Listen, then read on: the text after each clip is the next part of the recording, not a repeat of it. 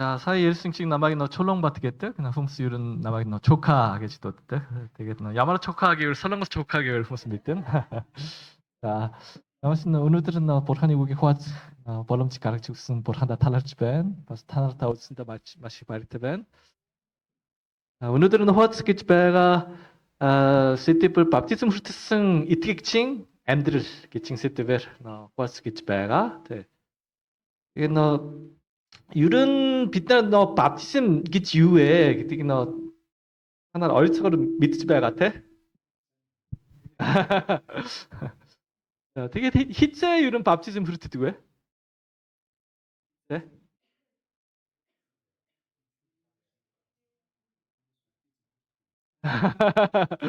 хизээ баптизм хүртдэг вэ?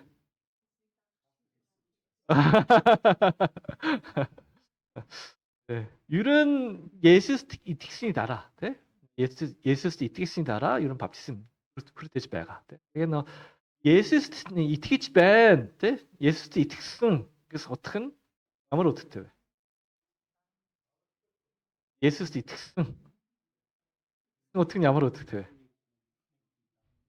вэ? Найдах пастор та нарт сайн зааж өгсөн үү гэдгийг шалгахаар асууж байна. Есүст итгэсэн үү? Итгэж гин гэсэн утга нь ямар утгатай вэ? Ямар утгатай вэ? Дагна, Есүсийг дагна, тий? Бас чухал юм нь юу гэвэл өмнө хийжсэн гэм нүгэлээс иргэн Есүс рүү дандаад Есүсийг дагна. Ийм үед бид Есүст итгэж байна гэж ярьж байгаа. Тэгээд тэгвэл бид гэм нүглээс иргэн Есүс рүү хандж байна. Тэгвэл гэм нүгэл гэж юу вэ? Гэм нүгэл гэж юу вэ? Эзэн бурхнаас холдоод авч байгаа.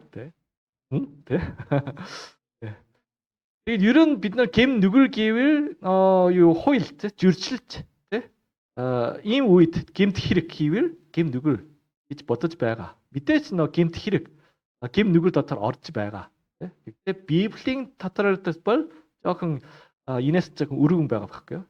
Тэгээд яг гэм нүгэл гэж юу вэ? Энийг мэдмээр байвал бид нар Библийн Эхлэл ном дээр гарч байгаа энэ сайн мууг мэдлэгч модны талаар мэдэх хэрэгтэй байгаа. Тэгээ Библиэлд Эхлэл ном дээр хүнийг бүтээгээд тэгээд дэрхийг бүтээгээд тэгээд энэ хүнийг Адам Еваг Эден цэцлэгийн дунд амьдруулсан байна. Тэгээ Эден цэцлэгт амьдруулад хүнд бүх эрчглээ өгсөн. Тэгсэн чинь ганцхан нэг хоригдсон зүйл байгаа. Энэ юу гэвэл сайн муу мэдлэгч модны үржимсийг хоригдсон байна. Ганцхан нэг зүйл хоригдсон байна. Тэгээд хэрвээ хүмүүс ямарсан ийм сайн мөн мэдлэгч модны үржимсийг идээд эднээс хойш юм нүгэлтэн болсон байна. Тэгвэл ингэ бодож болно. Хэрвээ бурхан энэ сайн мөн мэдлэгч модыг бүтээгээгүй байсансан бол хүн гэмнүгтэн болоогүй. Болохгүй байгаа. Тийм биш үү? Сайн мөн мэдрэгч мод байхгүй байсан бол бид нар гэм нүгэлтэн болоогүй. Зүгээр бурхантай хамт амьдарч болно, тийм ээ? Хийж бодож болно, тийм ээ? Тэгвэл яагаад энэ сайн мөн мэдрэгч модыг тэгээд энэ үржимсийг идэхийг хоригдсон болов? Яагаад? Анхнаасаа бид нарын гэм нүгэлтэн болгохоор энийг бүтээсэн болов? Энийг бүтээгээд энийг хориглоод энийг идээд гэм нүгэлтэн болоорой ийм утгатайгаар энэ сайн мөн мэдлэгч модыг бүтээсэн болов? Юу гэж бодож байна? Сонголтуудыг өгсөн гэж юу? Мэдээж хүнд бүх эрхлээ өгсөн. Гэхдээ яг энэ сайн мууг мэдлэгч модыг өгсөн гол зорилго гэж бурхантай хамт амьдрах бурхантай хамт амьдрахад энэ мод байхгүй хамт амьдарч чадахгүй юу? чадахгүй юу? За тэгээд энийг сайн бодох хэрэгтэй байгаа. Бид нарт юу төгс эрчлөө гэсэн. Тэгээд нэгж хоригдсан зүйл байхгүй байвал бурхантай ямар ч ялгаа байхгүй гэсэн. Бүх зүйл хийж чаддаг. Гэвэл бурхантай ямар ч ялгаа байхгүй гэсэн.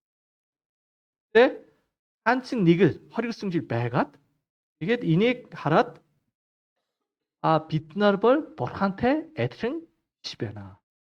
Бид нар бол бурханы бүтээл байна гэдгийг эзсэн гэсэн үг. Тэгээд энэ сайн муу мэдлэг чинь модыг хараад Адам Ева бид нар бол яг бурхантай адилхан биш. Бурханы бүтээл юм гэдгийг мэдсэн.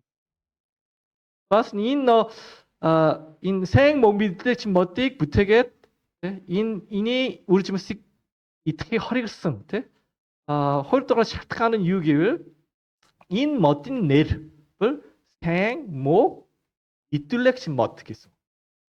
Энэ ямар үгтэй вэ? Энэ модны үр жимс идэвэр аль нь сайн вэ? Аль нь муу вэ? Энийг идэх болно. Үгтэй. Тэгээ бид нар юу амьдрал дээр янз янз сонголтууд байгаа. Аль сургуульд орох вэ? Аль ажил олох вэ? Ямар хүнтэй суух вэ? Гэлрэх вэ?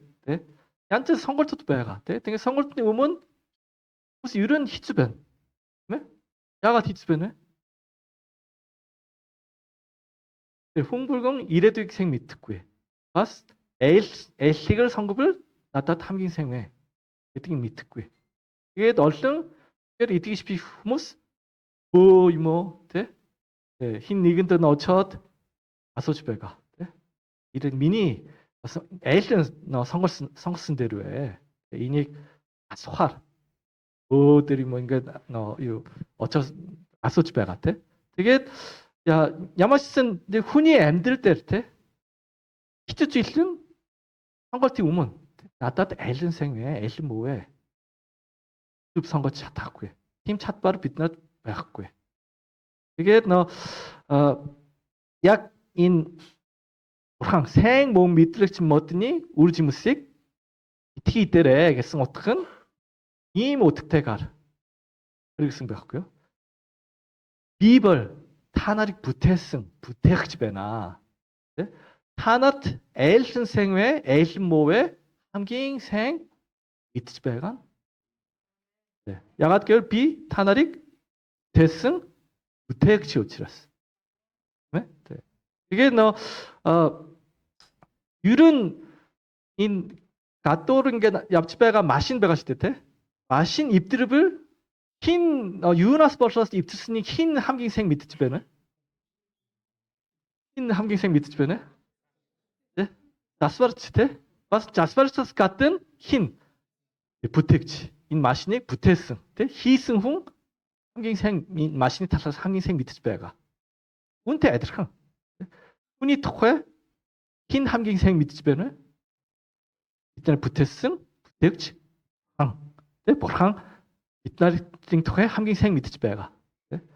Яг ингээд түрүүд удаагүй тэ яг хүүхэд байгаа гэж бодъё. Тэ? Хүүхэд бол энэ яг хүүхдийн өмнө нэг худаг байгаад энэ худаг чинь аюултай шүү дээ, тэ?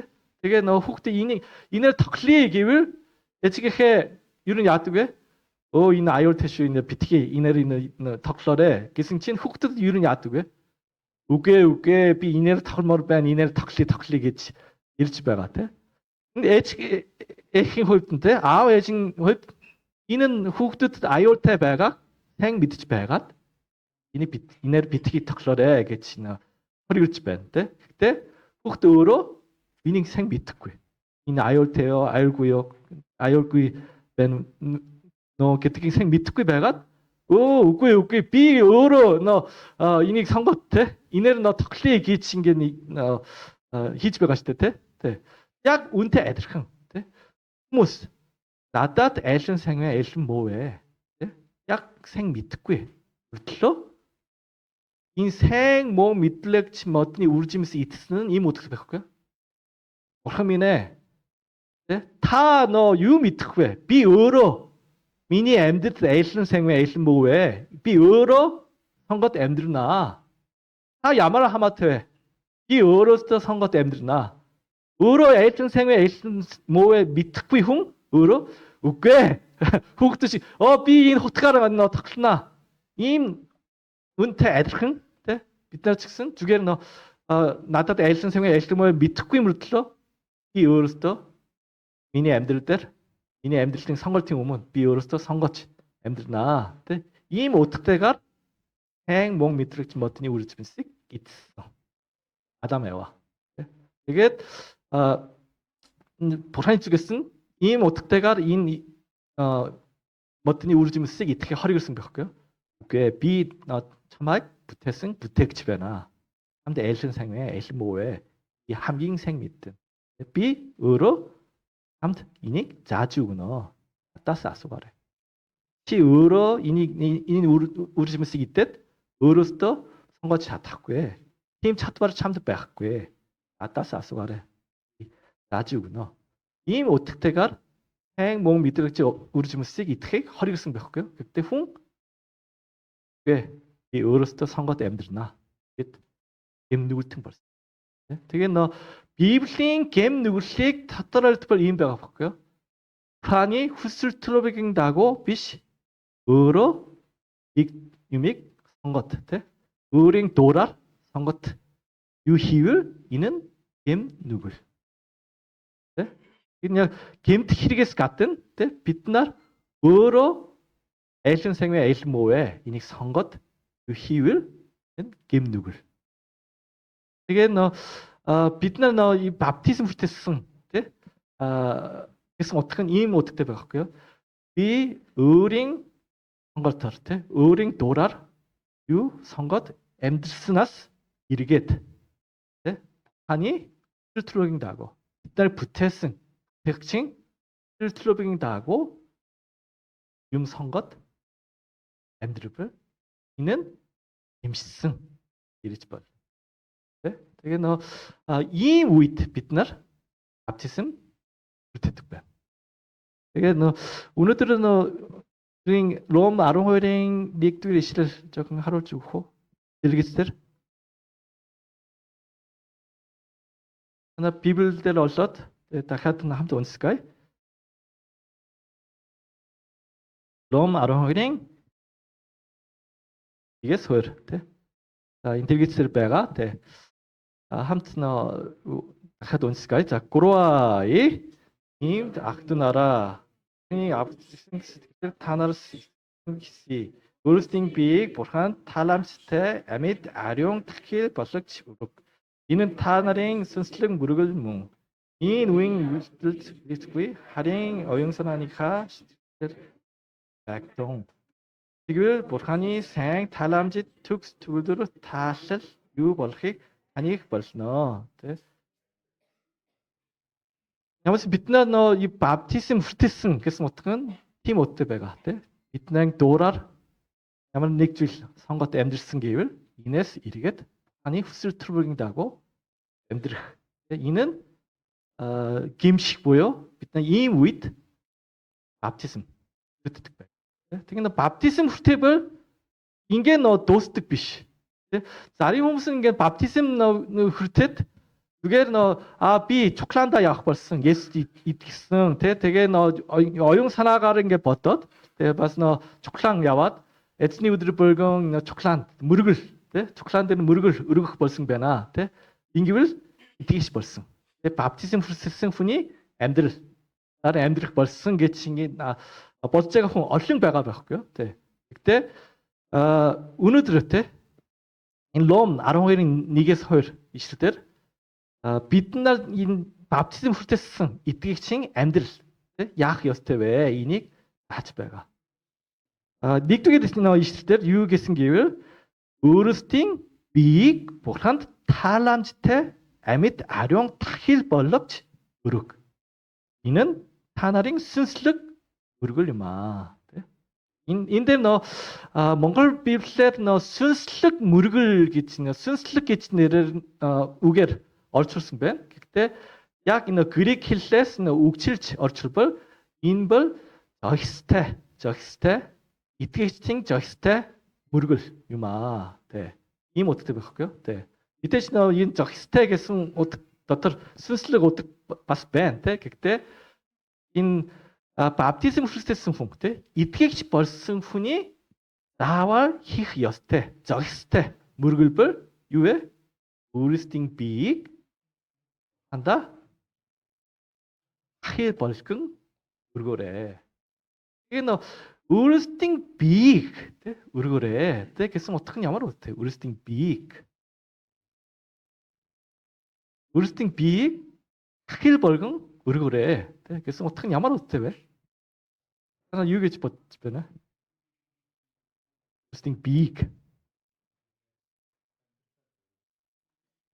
бүх амьдралаа зориулаад. Бас энэ сая ярьсан ч зүгээр баптизм хүртсэн хүн зүгээр цуглаанд явах болсон байна, тэ зүгээр залбирах болсон байна, ямар энэ шашинлаг тэ ажил хийх болсон байна. Ийм утгатай биш. Тэ? Амьдрал дээр олон сонголтууд байгаа шүү дээ, тэ? Сонголтуудын өмнө яг миний хүслийн дагуу дуураар сонгож амьдарч байгаа биш. Юугаар? Эцний, тэ? Бурханы Есүсийн хүсэл төрөөгөө гэж юу вэ? Энийг мэдээд эний дагуу амьдрах ёстой. Энэ нь дэмжсэн хүний амьдрал буюу баптизм хүртсэн хүний амьдрал буюу тэ? Итгэгчийн хүний амьдрал. Тэгээ энэ Ром 12-ын 1-р ишлэлээр энийг бодтоор өөрсдийн биеийг хахир болгон өргөөрэй. Тэгээ зөвхөн энэ шашинлаг ажлаар биш бид нарын бүх амьдрал дээр Бурханы хүсэл төрөөгөө гэж юу вэ? Энийг бидэд ойгоод эний дагуу гараа гэсэн утгатай. Энийг өөрсдийн биеийг Матай 7-гийн 21-ээс 23 дугаар ишлэл жоохон олоод хамт унсгая. Тэгээд л байгаа.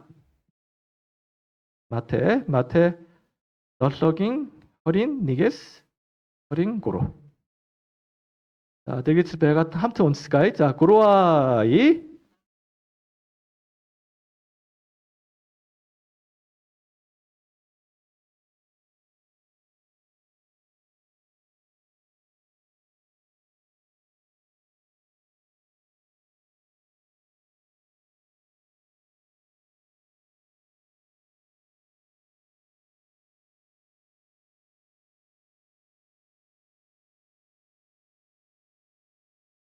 Тэгээд Есүс аюуг жоохон гаралтай ярьж байгаа тий.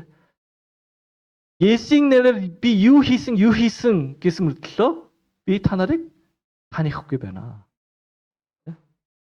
Ямар харамсалтай вэ тий. Эднэр бол яг 같은 талаар харбал итгэгч гэж харагдж байгаа хүмүүс байхгүй юу? Есүсийн нэрээр юу хийсэн бэ? Ийм зүйл хийсэн байна те. Өвчнийг эдгэрсэн те. Чөтгөрүүдийг зайлуулсан байна те. Ийм зүйл гайхамшигуудыг үжсэн байна. Таны нэрээр те. Таны төлөө би ийм юм хийсэн байна. Гэсэн чинь Есүс юу гэж ярьж байгаа гэвэл би та нарыг танихгүй байна. Яагаад? Энэ 21-р ишлэлээр юу гэсэн гэвэл намайг эзэн минь гэсэн болгон Тэнгэрийн хаанчлалд орохгүй. Харин Тэнгэрт байгаа эзэн минь хүслийг үлдээх чинь орно. Тэгээд энэ Есүсийн нэрээр юу хийсэн нь чухал биш. Юу чухал вэ? Эзний хүслийн дагуу юм хийх нь чухал байгаа байхгүй юу? Тэгээд бид нар олон зүйл хийхдээ би Есүс итгээд гимшээд итгэж болсон байна. Тэгээд баптизм хүртсэн байна. Мөртлөө яг амьдрал дээр миний амьдрал болгон Есүсийн хүсэл төрөлгөө гэж юу вэ? Энийг бодохгүйгээр өөрийн хүслийг дагуу өөрийн дураар юу сонгоод амьдрал бид нар баптизм хүртсэн мөртлөө Есүс хамгийн сүрд би чамайг таниана. Ийм болно. Айгу харамсалтай байна. Яг нөө баптизм хүртээд итгэгч болсон юм шиг ингээ харагдаж байгаа мөртлөө Есүсийн хүслийн дагуу юм хийхгүй бэл. Яг баптизм хүртсэн хүний амьдрал итгэж биш. Есүсийн дүгнэлт бүр ийм байгаа. Тэгээд нөө энэ 30-аад жилийн өмнө Африкт Руанда гэж улс байсан. Руанда одоо ч Руанда гэж улс байгаа. Тэ? Одоогийн байдлаар энэ Руанда улсд хүн амны 95%-ийн итгэгчтэй байгаа гинэ. Хүн амны 95% шүү. 9% биш. Тэгээд 95% ерөн итгэгч гэсэн үгтэй тэ. 30 жилийн өмнө жоохон одооноос нь жоохон бага байгаад итгэгч нарынхаа хүн амны 80%-ийн итгэгчтэй байсан байх. 30 жилийн өмнө Руандад. Тэгээд гэхдээ энэ Руанда улсд энэ улсын дотор олон үндэстэн ястангууд хамт амьдраад үндэстний хороонд дайн болсон. Тэгээд ихэнх хүмүүс итгэгч учраас эзний өдөр болгон цуглаан дээр мөргөр өрсөн байгаа байхгүй. Тэгээд энэ 30-ны өмнө үндэстний хороонд дайн болоод ямар жил их гарсан гэвэл цуглаанда хамт мөргөр өрсөн байна. Та нар шиг ингээд уугаад мөрөөр өрсөн байна. Гэхдээ гинт миний хажууд суусан хүн тий? Миний үндэстэнтэй манай үндэстэнтэй дайн хийж байгаа үндэстэн байна. Гинт санаанд буусан байна. Тэгээд энэ хүнийг алах ёстой. Мөргөр өрөөхтөө. Тэгээд яг юу цуглаан дуусгахаар гэрд хэриад гэрээсээ хутг аваад тий?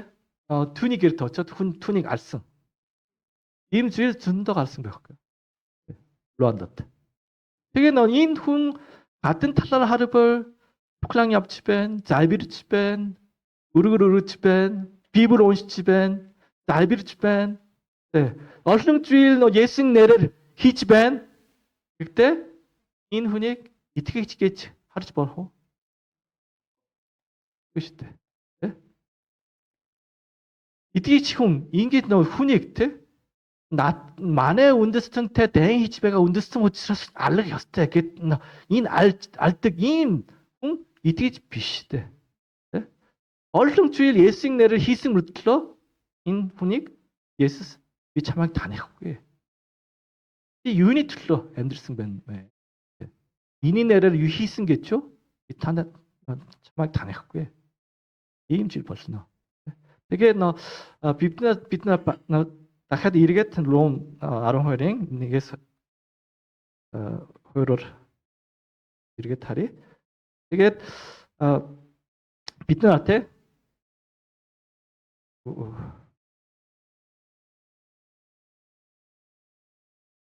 бид нар баптизм хүртсэн хүний амьдрал дээр тэ хамгийн түрүүнд анзаарах хэрэгтэй зүйл нь юу гэвэл бид нар бүх амьдралаар тэ зөвхөн зүгээр сүнслэг тэ зүйлээс гадна бүх амьдрал дээр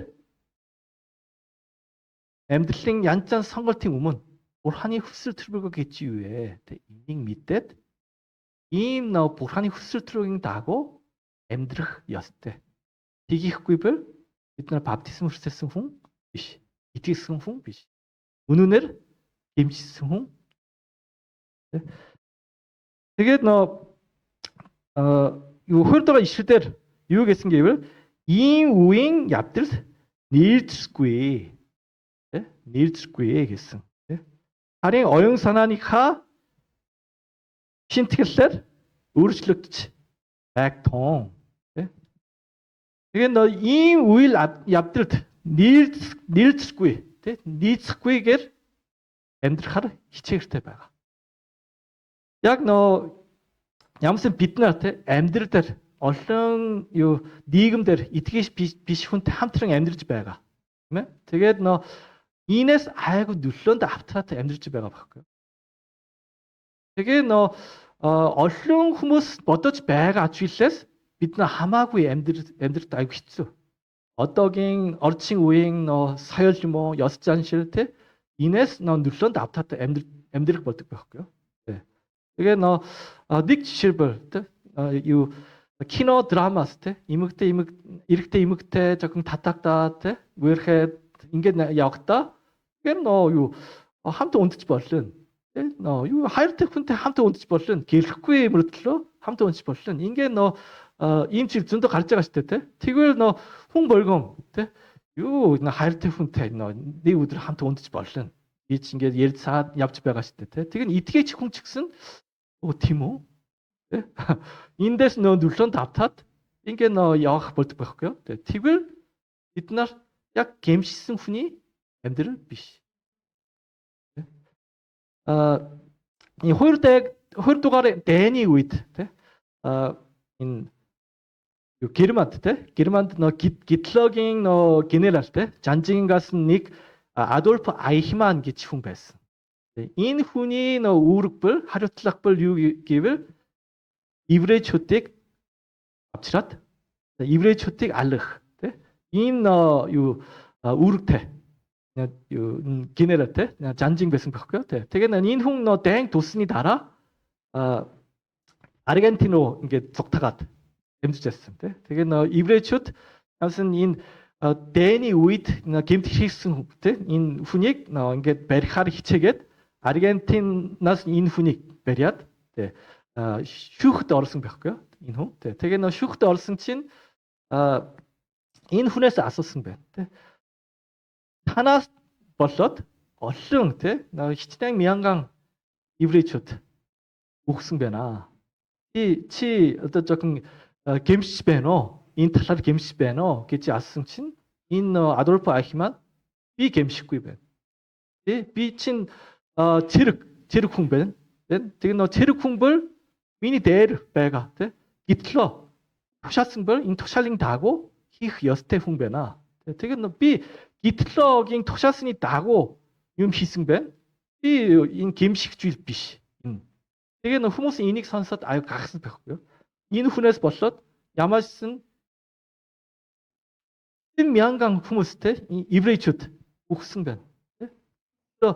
Ерөөс ямар ч гимш шаардлагагүй гэж ярьж байгааг сонсоод аюу гахсан байна. Тэгээд энэ хүний тухай еврей хүн Ханна Аренд гэж еврей эмэгтэй сэтгүүлч байсан. Тэгээд энэ хүнтэй уулзаад нэг шоронд байгаа энэ хүнтэй уулзаад олон зүйл асуугаад энэ хүнийг жоохон сутарсан байхгүй юу? Тэгээд хүмүүс ер нь энэ хүний тухай энэ Ханна Аренд хүн энэ хүнтэй ингээд асуугаад жоохон сутлаад тэгээд энэ хүн бол угаасаа ийм хүннэг бус аж хийж байгаа юм боллоо ямар ч гимшил мэдрэхгүй ийм хүн байна гэж энэ дүгнэхийг аягүй хүсэж байсан. Ханна Аренд энэ хүнтэй уулзаад олон удаа уулзаад ирсэн чинь юу гэж дүгнэсэн гэвэл энэ хүн бол яг тухайн үед Германд амьдарч байсан яг энгийн иргэнтэй ямар ч ялгаа байхгүй. Зүгээр энгийн хүн байна. Аймаар хүн биш. гэж дүгнэсэн байхгүй юу? Энэ нь ямар утга гэвэл тухайн үед Герман дээр амьдарч байсан хүн болгон еврей хүн бол аллах ёстой гэж бүгд тэгж бодсон гинэ. Энэ нь зүгээр нэг онцлогийн хүн учраас ингэ бодсон биш. Зүгээр энгийн хүний амьдрал бол тийм байсан гинэ. нийгмийн бодлого санаа бол тийм байсан. Тэгээд би бас Монголд ирээд бараг 2-3 жил болсон үед энэ гудамжин дээр олон ханан дээр ингээд бичсэн юм байсан байхгүй юу? Тэгээ тэндээс нэг жил нь юм байсан.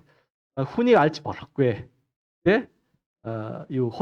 호자гийн хүмүүст алах ёстой. гэж ингээд бичсэн зүйл харсан байхгүй юу? Тэгээд манай монголчууд ч гэсэн тэ зарим хүмүүс тэ хятад хүнийг тэ алах ёстой гэж ингээд бодож байгаа гэж бодъё тэ. Тэгээд хэрвээ энэ монгол иргэн тэ бараг 60-70% хүмүүс бүгд хятад хүн бол алах ёстой гэж бодож байгаа гэж бодъё тэ. Тэгвэл энэ Монголд амьдарч байгаа монголчууд ер нь тийм бодрол санаатай болдог байх. Хоног мэдэгээр зургатаар олон зүйлээс хятадхан алгастай гэж гарбал инээс нөлөөнд автдаг. Ерөн хүмүүс. Тэгээ Адольф Айхман ч гэсэн тухайн үед Гитлер буюу олон Герман улсын өдөр дагч нар еврейчүүдийг алга ёстой, Бериад алга ёстой гэж байнга ярьцаад инээс нөлөөнд автаад бүх хүмүүс тийм бодрол санаатай болсон гэсэн үг. Тэгээд бид нар ийм баптизм хүртсэн хүн яг Бурханы хүсэл төлөвийг дагуу, Есүсийн хүсэл төлөвийг дагуу амьдрмаар байвал энэ үеийн явдалд нээлтгүй явахаар хичээлтэй байгаа. Яавал ингэ энэ үеийн үйл явдлын нээлтгүйгээр явах болдог вэ? Бид нар зүгээр нийгэмдэр байвал энэс нөлөөнд автаад явах болно. Тийм учраас бид нар ийм нөлөөнөөс бид нарыг хамгаалах ийм чухал итгэгч нарын чухлалд хэрэгтэй байгаа байхгүй юу? Тэгээ баптизм хүртсэн хүн яг үнэнээр Бурханы хүсэл төлөвийг дагуу амьдрмаар байвал бид нар энэ чухлаандаа итгэгч нарын чухлан тэр хамрагдаад хамт явахаар хичээлтэй байна. Тийхгүй бол нийгэмдэр очиод шууд нийгмийн бодрол санаанаас ингээд нөлөөнд автаад тийм бодрол санаагаар амьдрах болно. Тэгээ ингээгт оюун санааныхаа шинтгэлээр өөрчлөгдөж байгтун тэгвэл Бурханы сайн тааламжт төгс төгөрдөр таалал юу болохыг таныг болно.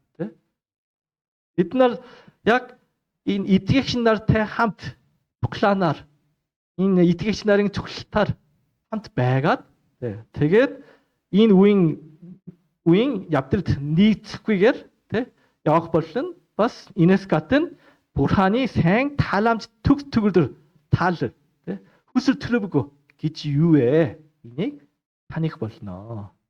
Тэгээ баптизм хүртсэн хүн яг би Улсан Баатарга хийлгсэн байна. Улсан Баатарга авсан байна. Инээр дуусахгүй. Таашдаа яг Бурханы хүсэл төлөвийн дагуу зөвхөн эзний өдөртөл биш бүх амьдралаар Бурханы хүсэл төлөвийн дагуу амьдрмаар байвал яг энэ чухлааны эдгээч нартай хамрагдаад хамт явахаар хичээлтэй байна.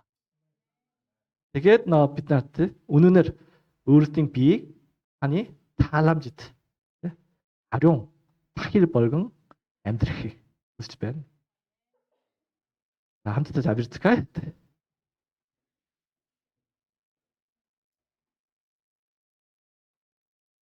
Эсминэ бид нар танаас холдоод өөрийн хүслээр дуураар амьдрсан гэм нүүтэн байсан байна.